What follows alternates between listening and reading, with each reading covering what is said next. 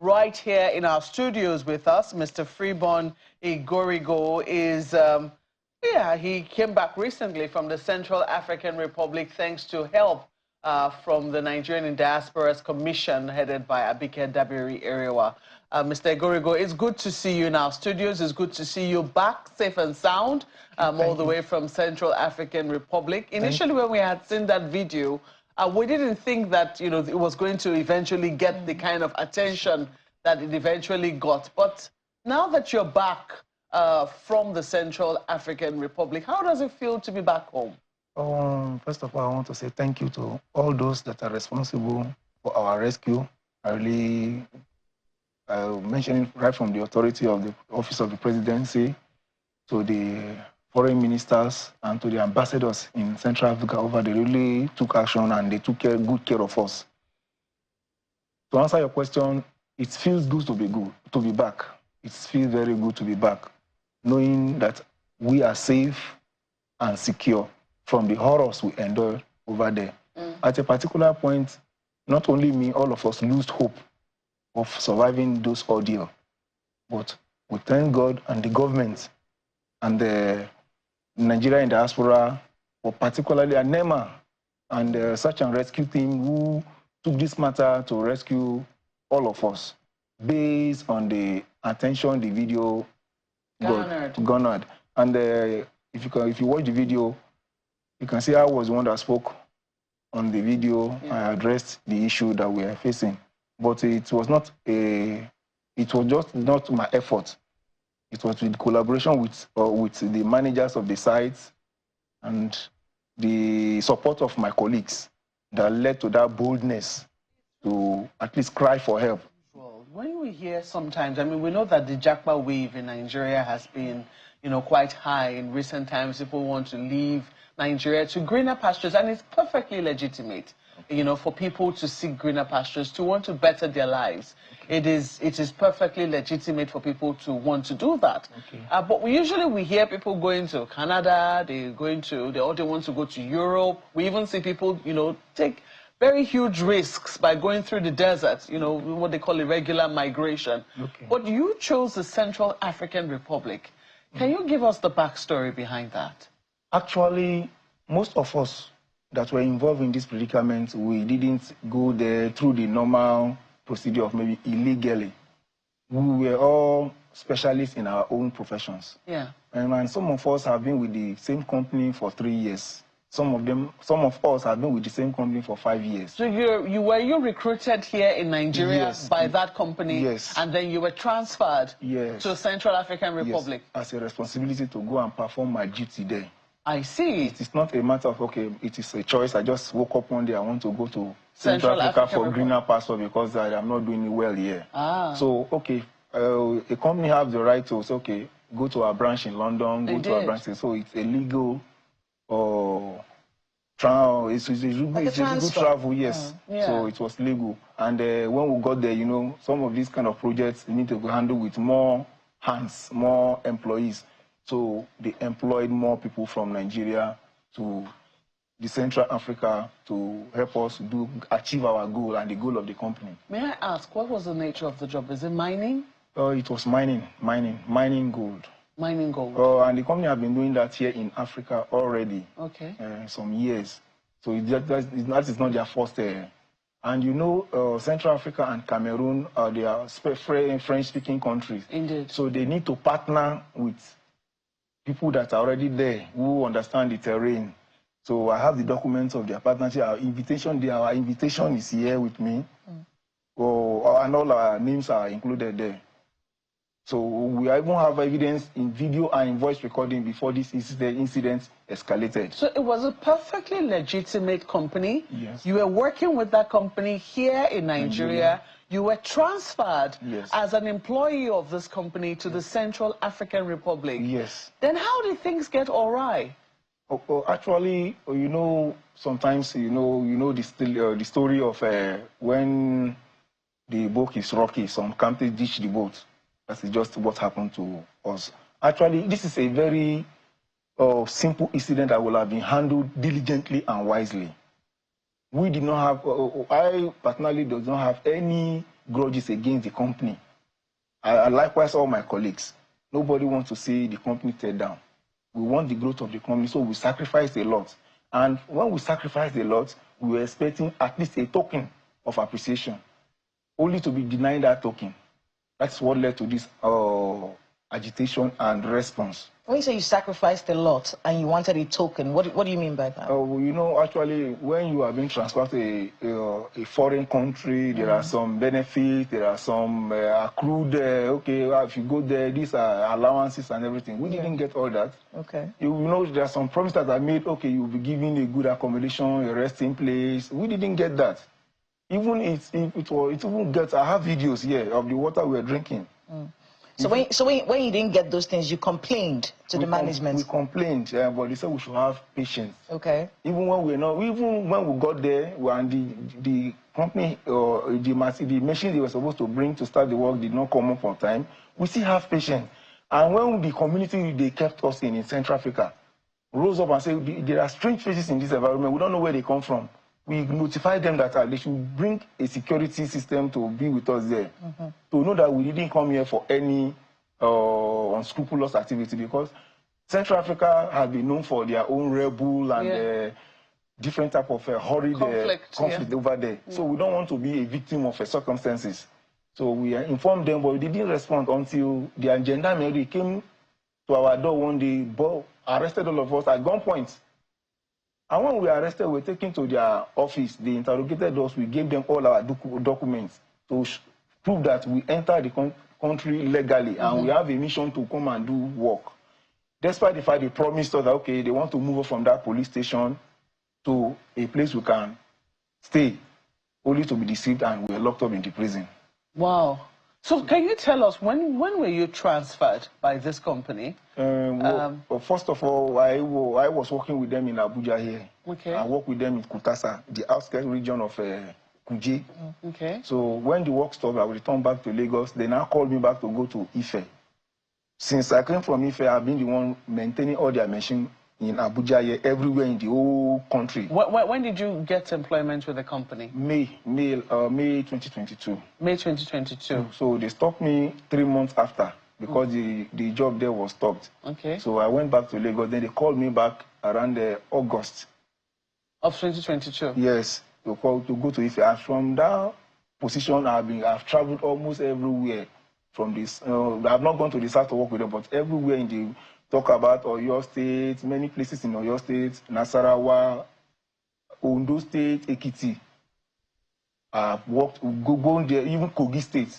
In many places in Kogi, for example, if their machine breaks down in a very long distance in the bush, they cannot send Chinese to go and fix that. I will be the one to go to that bush, because it is risky to take Chinese to that. So I've been the engineer responsible for rescuing their machine from hidden places that are dangerous, treacherous places. So you were transferred when? I was transferred by January to Cameroon first, January 2024. Okay. So I worked there till September. Then they transferred me from September 2024 to Cameroon, to Central Africa. Okay. September 2024 was when you were transferred to Central African Republic. Yes. And all of this time that you have been working, your relationship with the company has been pretty smooth. I've been very okay. So what exactly made them now, it will seem, abandon you in Central African Republic? So now, there are always two sides to a story. Indeed. We are telling our own side. It is when we were rescued out of the bush to Nigeria embassy, we started hearing the information that actually the company is in debt and there are some mismanagement. Although we got a whiff of it in the bush there, inside the thick forest, when 5 Chinese were searched and they discovered that they have stolen this precious metals. Yes, they are stolen it, hidden it in their bag. So we don't know the reason for that. We just the soldiers, when we got there, we started learning how to speak French. They explained to us what they have done. They conducted research and they confiscated the gold that those Chinese have stolen. So probably there was a mismanagement or misconduct carried by Chinese, not black people, not we Nigerians that work with them. So After that search and retrieval of those gold, by June, actually it should be June 13 or 9, they stopped activities there in the mining site. And without information, without even enlightening us what is going on, they evacuated all 4 Chinese. And left you there? We left us there. So I personally now went to the commandants, the squadron commandants in protecting us in the camp. I said, please don't let them evacuate these remaining 2 Chinese. If they evacuate them, I know, you know, people we have been working with, you know how they work. You know how things go. As I said, you said, through the period I've been working with them, we have good cordial relationship. It's not as if there have been no tension. But, you know, it is my own interest and the interest of the company to protect maybe some downside for the betterment of the company. So I told them that based on my experience with this company, don't allow them to move these remaining 2 Chinese. You now promise that there will be no problem. All of a sudden, they moved 1 Chinese. When they wanted to move that 1 Chinese out of the 2, our people protested that they must follow the vehicle because the distance from where we are to any civilization is very, very far. You cannot go out alone. When they protested, the soldiers, you know the way soldiers respond to any kind of action of disrespect. They cocked their gun and they intimidated those workers. Those workers now withdrew in fear of. There are many occasions when we are beaten, flogged by those soldiers. But we cannot report all that because even in the video, we left a lot of details because we do not want the company to come to harm. And before this, I have a audio recording. I wanted to do this video, and I told them that this generator is running on diesel. And the diesel that the generator is using for us to communicate with our family was siphoned from the excavators that were brought back from the mining site. If this diesel run out, we'll be stranded here. I called the manager and said, what should we do? I want to do the video and let our family know where we are in case there's no more communication. He said, no, we should wait. I seek the advice of the commander. If I do this video and it gets to Nigeria, tell your partner, that is this very company here, the implication it will be for the Central African government and Nigeria governments. There will be a lot of international he's going to inform me, get back to me, and I waited. The managing site manager told me to hold on. He now informed our bosses, our employers, in the name of Mr. Aregbe and Mr. Yang. He told them this is what these people intend to do. It will cause crisis, so they ignored him. The second time, the people came to me again and said, engineer, look at what's going on. Look at the water we're drinking. We are now starving to get it. They didn't pay us. I said, let me go to the site manager. He explained to him. He stopped the second time again. The third time, they just evacuated the last Chinese that was there. That was when panic started. I wanted to go back. So it was when your strange faces in the community. And then who came and arrested you? Gendarmerie. The gendarmerie? Yeah, the intelligence agents of... okay, so they arrested you and they took you to the police station? Yes.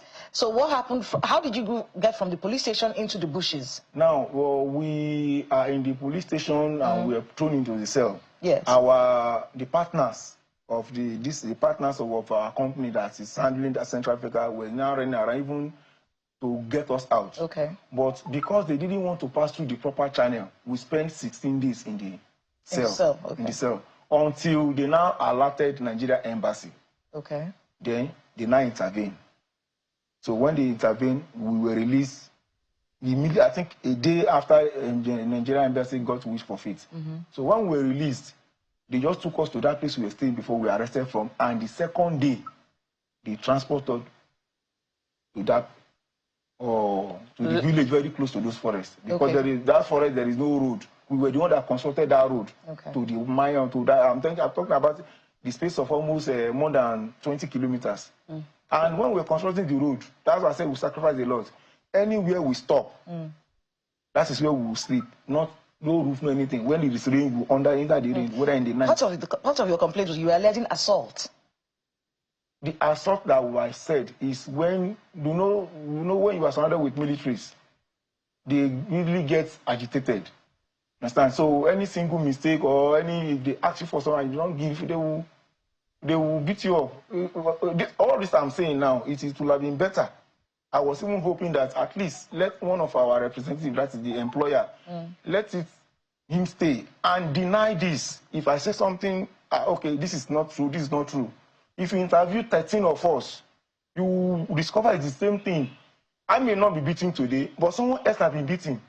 And I may not be sexually molested, but one of my colleagues has been sexually molested. But all these details, we kept them because our intention is not to cause an international crisis or the more tension between two countries. And I see how you have, carefully concealed the name of the company. Yes. I mean, clearly, we will certainly ask you, much later. Is there a reason why you have kept out the name of the company from public limelight? My point is this. I want to make something clear. In my video, I didn't call the names I called bad people. I only explained the situation that we are and what have been denied. Then a company. This company is here based on an investor. We need investors in this country at least to boost our economy. Yeah, but we need investors who will also treat our people well and fairly. Yes. We need people who will treat our people like they're human beings. Yes. And that they're people deserving of dignity and respect. Oh, yes. The manner in which from all the accounts that you have given, yes, you have said that you as an employee, you seem to be very happy with your work. Yes, there have been a lot of difficulties, but you have been able to push through because of the mind that you have as a Nigerian. Yes. But clearly, when you got to the Central African Republic, it did not seem that the company was reciprocating that same goodwill which you and your colleagues had shown, through the sacrifices that you have made. Okay. So is there a reason why you continue to conceal them? Do you think that it is worthwhile concealing their names? Or do you think that other Nigerians should be aware of the name of this company so that, in future, if they hear of any such company, recruiting people, because anything can happen, they can get more money, they can say they're going back to business, they should be careful that this was the company that treated you and your colleagues very unfairly. In my video, I mentioned the name of the company, but I got it wrong. The company is Deneco Erado in Nigeria here. And even at the Deneco Erado is the name of the registered company with the mining. But when they searched for it at the embassy there, the name attached to the company was a Nigerian man, not a Chinese. His name is Admaruf Adimola. It was a Nigerian. Yes. So he's not registered with a Chinese. We said we know that it's a Chinese company.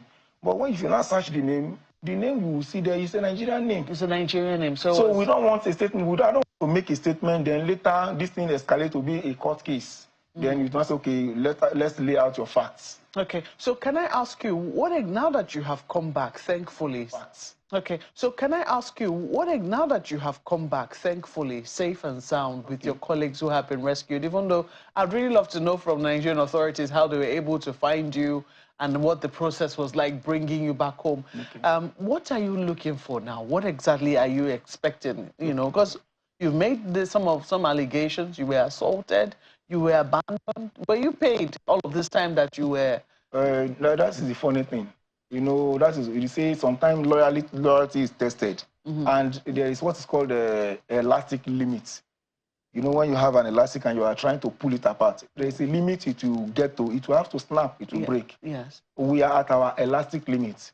Why? All the site managers have been loyal with this company for many years. I have been loyal, trying to protect their interests so that they can help me too and help others. But I am at my last straw. How do I mean? We arrived. Our rescue from the forest itself, they did not champion it. And they even tried to sabotage it. We have evidence. On our way to any civilization at all, they confiscate all our phone. But I was smart enough. I gave the soldier a different foot and kept the one that is working. When we now get to a place called Sibut, I discovered that they drive into a police station. And we were now being escorted by a gendarmerie. I quickly notified the Nigeria embassy that we are being taken to prison, not because when we were coming, they said they are taking us to Nigerian embassy. But when they now branched and collected all our phone, I know that there's some sense there's something wrong. But you know that anywhere I am, I try to learn their language. I learned the Sango language. I discovered that the two gendarmerie that were sitting with us, the other lady told them that where are they taking this over? They are taking them to prison in Bangui. I immediately sent a text secretly to one of the consul. That is what saved us. If not, there would have been no traces of us. Wow. So what do you want now? What are you hoping now that you have come back to Nigeria? What we want now is this. Please, Nigerians and the authorities involved, please, what we need is let them pay us. How many months are they owing you? They are owing us 9 months now. 9 months payment. We are not talking about compensation or allowance of overtime or anything, or the injuries that and the mental and psychological or problems that we have because of the ordeal we saw. We are not asking for that. How much does it come to? It is the manager that will calculate all that. Okay. But what I'm talking about will be in the space of between the 13 people should be within the space of maybe 70 million or less. But I cannot give you the exact figure. You understand? So what I'm saying that please, they should pay us. And let me tell the public, I want the public to know one thing. Hadn't been before we left Central Africa, they have paid us. I'm telling you, none of us will want to present his face before the public. We will have covered it up just as we did before. If you have been paid your salary, you keep it to yourself. But now, till now, to the extent that they are trying to sue us to court. Because sue you to court? My colleagues are in this studio now. You can see I have evidence of their audios, we have evidence, we have documents to prove that what we are saying is right. Yet, I'm surprised and I'm disappointed in the Chinese embassy. One of their investors wants to damage the name of the old Chinese investors. There are good investors, Chinese investors in this country. And one, through the influence of our own Nigerian brother, Mr. Admaruf, wants to corrupt and damage the relationship between China and Nigeria. And they are backing them. It's very disappointing. That dangerous we sent to the Chinese over there, our boss, that we are going to do video and tell the world what's happening to us here. Please reply. And we demanded, okay, fine, give us our passports. Some of us are willing to take the risk to leave that forest and return back to Nigeria. Some of the first said, okay, they told their family to sell their property here. They seized your passports? Let me make something clear. Let me explain something. I used the word seized in that video. And when we got to the Nigerian embassy, they said, why did I use the word seize? Did they actually seize it? And I explained to them. Let me explain to you Nigerians now.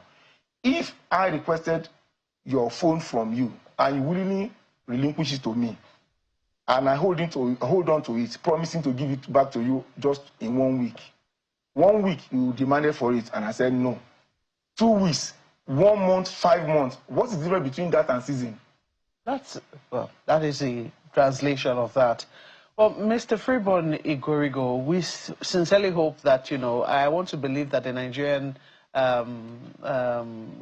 government doesn't believe that its work is done. Yes, it's a wonderful thing that they have brought you back. But clearly, there are a lot of injustices that you've suffered and, are still suffering that, needs to be made right by you and your colleagues. And we sincerely hope that will be done in the days ahead. And, in the coming weeks or so, we should be hearing some positive news from you and your colleagues, as to the state of things. But we have to thank you for having the courage to speak up, to share your story, and to also recount all that has happened to you in Central African Republic. Thank you so much for coming on our program this morning. Thank you, Stevie, for hosting me and letting me speak my own mind. Because after now, I always, as I told them at the Nigerian airport when they were receiving us, I told them, there are sometimes when you enter into any game, you only know your move. You don't know the move of your opponent. As it is now, even sitting down here and making this public now, we don't know the intention of our employers, the length they will go. Because I am telling the Nigerian public now, no matter the amount that we are supposed to receive, Will it cure our PTSD? The big question. Will it heal our relationship with our families that we have abandoned without sending anything to them for many months? Some of our families are owing debt. I lose my accommodation in Lagos. Even if I leave Abuja and I'm going back to Lagos, I don't have any place to stay. Is it possible for you to leave your house and not pay for rent for 1 year and your landlord will be so friendly? And two people are sitting on top of this money. My surprise is this. When the situation was getting weird and dangerous over there, the Chinese were able to rescue their brothers. Whether by crook or hook, they rescued their brothers. How come our own Nigerian citizen, our own general manager, in the name of Admaruf Aregbe, didn't take the same initiative to rescue us? Because it was so bad, even soldiers that were recruited were leaving that environment. Really very sad. Well, we certainly hope to hear better news in the coming days. Thank you once more for coming on our program this morning. Mr. Freeborn Igorigo is a Nigerian who was recently rescued alongside 12 other Nigerians from the Central African Republic after they were abandoned by their employers. Thank you once more, Mr. Igorigo. Thank you.